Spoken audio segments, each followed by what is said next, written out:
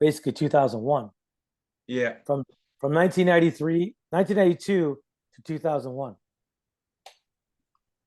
Yeah. There's part of me that I like the chronological aspects of it. However, I then think of the crowd, late in the day, few drinks. I think it would probably, how your albums go better. I think Soul the New Machine starting, everyone's going to be pumped.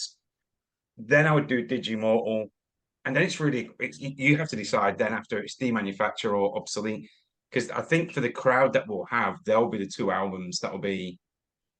Digimortal was really big over here as well, wasn't it? Fuck Yes, I yeah, mean okay, every time we play Lynchpin, it goes crazy. It's like yeah, our biggest song. You know what I mean? You know, yeah. when you think the set list will be over, like with Replica, because it's pretty much like the 10th song. Will the set list be over? No, because we got to go to some other bangers. Shock, Edge Crusher, what will become Lynchpin. You know, it's a big Mm, song. yeah. Wow, that's a good question. Well, when that video goes up, that'll give people opportunity to mention it in the comments as well. So that'll be pretty cool.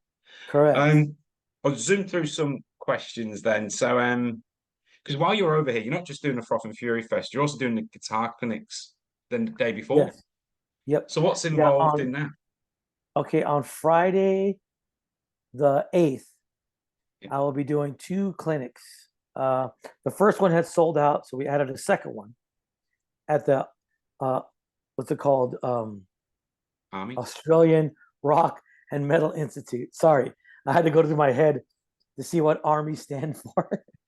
And it's Australian Rock and Metal Institute. We'll be doing two clinics. Also, our drummer Pete Weber will be doing a clinic also the day before on the 7th, which is really cool. I've done it before, just not in Adelaide. I've done it in Perth before, and I've done it in other parts of Australia. So this is my first time that Adelaide's going to get it. I almost did it before at Army, but things fell through and we didn't have enough time. But now we're going to go out there early. We're going to spend some time at Adelaide. We're going to do these clinics. We're going to meet the fans. It's going to be great. Also, I will be going down to the Adelaide to this guy named Max Malby. He has the Australian uh, what does Victorium. he call it? Yeah, he calls it the Fear Factorium. Exactly. So it's basically he has a room dedicated to all Fear Factory collectible items, and so yeah, it's going to be cool. So we're going to be down over there.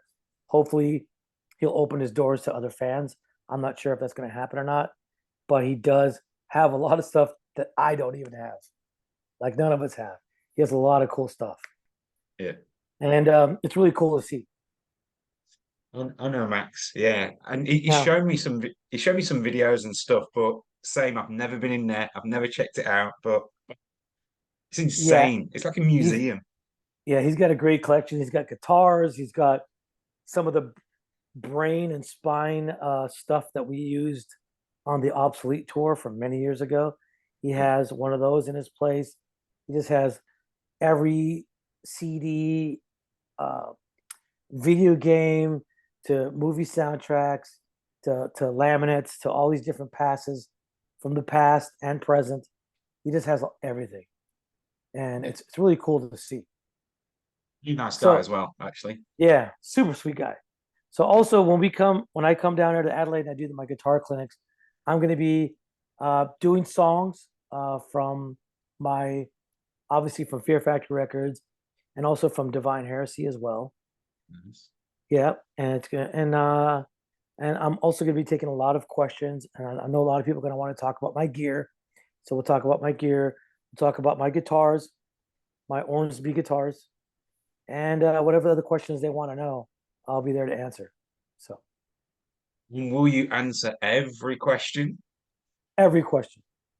Yeah, nice, nice. Because yeah, you'll know Well, what you'll get. is there anything in particular you want to ask me now? Oh no, I've asked you them questions years before, so I already know. So Okay. this isn't the first time we've spoken, so I think they will though. Um, so with the when you guys were over here in March on the Machine Head dual tour, Yeah. that was the first time Australian fans got to see the new lineup. And obviously, it was absolutely fantastic. I mean, I was over in Melbourne, and the show was absolutely top notch. How are you feeling in yourself with this lineup now after being in this band for 30 years? Looking forward to the future. Oh, I'm 100% excited. I mean, Milo, when he came in and he brought his, obviously he's much younger than we are. So he definitely brought a lot of energy live, and he's a great vocalist.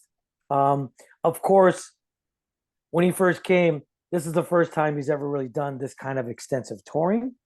Okay. So obviously there was a little bit of a break-in period, but he pretty much got it pretty much right away.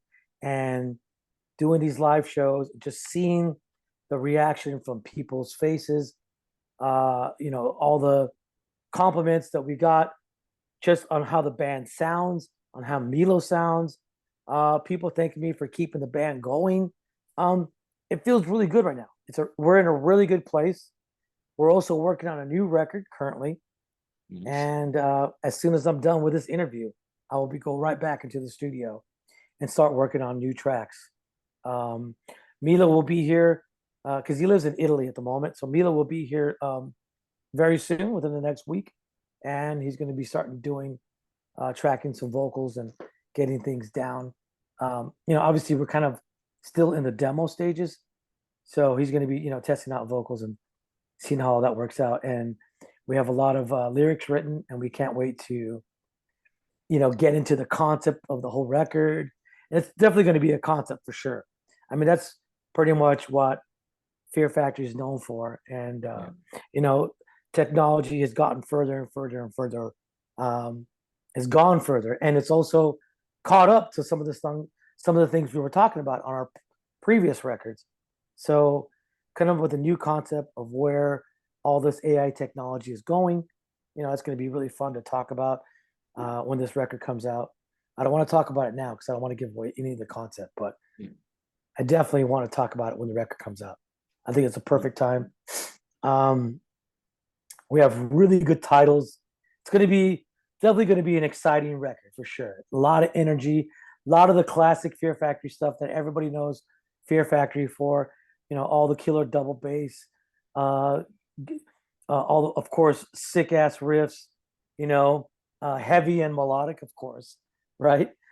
Groove, a lot of groove, a lot of intense, fast stuff, and of course the heavy and melodic vocals, and all the programming, done by us, and Reese Fulber and various other people will be a part of this project as well. It's gonna be a classic Fear Factory record, and I can't wait to get it done for everybody to hear it, and so we can all talk about the new concepts and what it means, and or your people can come up with their own interpretation of what it means, but for us, this technology is getting more exciting every year. It just gets better and better and better, especially all this AI stuff. It's getting intense, and it's just going to grow from there. Yeah. There's no escaping it. It's there's, happening. there's no It's happening. escaping it now. We're here, and the future could go either way. The future could look bright, or the future could look bleak. We could be eliminated, like we've talked about obsolete. On our obsolete record, where technology has won. It could go that direction. So, there's obviously pros and cons to this technology, and I think one of the biggest misinterpretations of the band, everybody always thought, even till now, thinks that we're in a war with machines. But over the years, and it kind of started like So Many Machines started to where it was the birth of this new technology, and demanufacture was definitely the war against the machines, right? And obsolete is we were losing the war, and then Digimortal, Mechanized, the Industrialist, Genexus, and Aggression Continuum became the relationship that we had with this technology, and how we had to adapt and become a part of where this futuristic technology is going. So it was always the relationship between man and machine, and sometimes it was fighting. It's like any relationship. Yeah, Sometimes you're fighting, sometimes you get along. You know what I mean? And that's kind of like where we're at right now. And it could go either way on this new record. yeah. Thank you. When we were talking about the how people was giving you feedback, one of the things that I about when you've been touring with Milos, it's freshness is the word that really springs to mind. Like the old songs sound fresh again, and so I think that's what like because a lot of people in Adelaide were either had to travel to go and see you guys earlier this year, and there was a lot of bitching about it. So I think the crowd here at Froth and Fury, they're literally going to froth, for want of a better expression, because they're going to Well, hear this, and like I don't we don't be sitting here bad mouthing people, but being Milos was able to keep his vocals going the whole way through the show, which means everything's just crisp. Yeah, well, it kind of not playing Adelaide on the Machine Head tour kind of worked out in our favor. You know what I mean? yeah, For some reason, I don't know why we didn't play Adelaide. Because we were on the tour with Machine Head, we were supporting them, so the tour didn't happen to go there, but it worked out in a good way because Jason North reached out to me and said, "Hey, why don't you do the Froth and Fury Fest?" And I said, "Okay, let's make it work." And so we did. And so now you guys get a special set. You're going to get a longer set, and it's going to be great. I can't wait. And you're right, Milo coming in and being able to, sing and keep the legacy of what Burton started and keep it intact and do it as well as Burton was back in the day. Yes, and he nails it. He totally nails it. And I've seen people crying like, "Oh my God, you Resurrection! You played Resurrection! And you played Lynchpin, and we're playing songs that we haven't been able to play in many many years." yeah. Because of some artists as they get older, they can't do certain things. You know what I mean? They just can't. Their vocals can't go that high anymore. People have to start tuning down, and we can't tune down anymore because we're ready Right. fucking tune down there. You know what I mean? So Milo coming in and being able to hit those high notes and being able to hit all those different keys and being able to go from heavy to melodic, effortlessly made it even better. It makes it great. People love it. People are excited to see it, and we can't wait to get He's, back out there. he's energetic across the stage as well. Like he's not a stationary singer either. No, Like no. he takes that energy everywhere, which is brilliant, brilliant. Yes, it's really good. And there was a point where when we first started that he was too energetic. He was running on each side of the stage, running on the risers, jumping, doing all this crazy stuff. I'm like, whoa, whoa, whoa, whoa, whoa. Calm down a little bit. Calm down a little bit. You know what I mean? People want to see you, but they don't want to see you in a blur.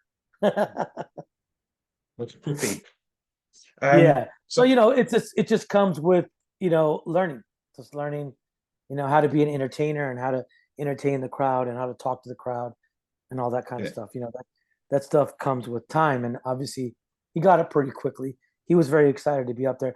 Also, another thing too is that he's a huge fan. He is a big fan of Fear Factory. He was bringing up stuff that I had forgotten, like stuff that I said in interviews, like way back in the '90s, and I don't remember saying those things, but obviously he did. You know what I mean? mm, So he was bringing up stuff that from the past that I had forgotten, and that's how much of a fan he is. He went down the rabbit hole of looking at all our interviews on YouTube, and just getting to when you're into something like that, you go down that rabbit hole and you want to find out yeah. who these people are and what they do and how do they do it and all that stuff. And that was him. That was that guy. He was a super fan. Good, good. I ran out of time myself personally, so we've done what we need to do. So thank you very much, Dino. I'll get this collated and sent off to I think it's Anita. Actually, I'll probably have to send it to, and no, just keep an eye on the comments as to how you're going to set that set list up. How you're going to chop it up. So Yes, I think people should leave how they want the songs. Do they want it in chronological order? Do they want it mixed up? Do they um, what songs do they want us to play from those 4 albums. Let's Mhm. let's hear what you guys got. Let's hear what you guys want us to do, and let's go let's go with it. Let's see what you guys come up with. I'm curious to hear what you guys got. So let's do it. Brilliant, brilliant. Dino, thanks very much, man. I will see you in November. Thank you. I appreciate it. Thanks, buddy. Take care. All the best. Later, mate.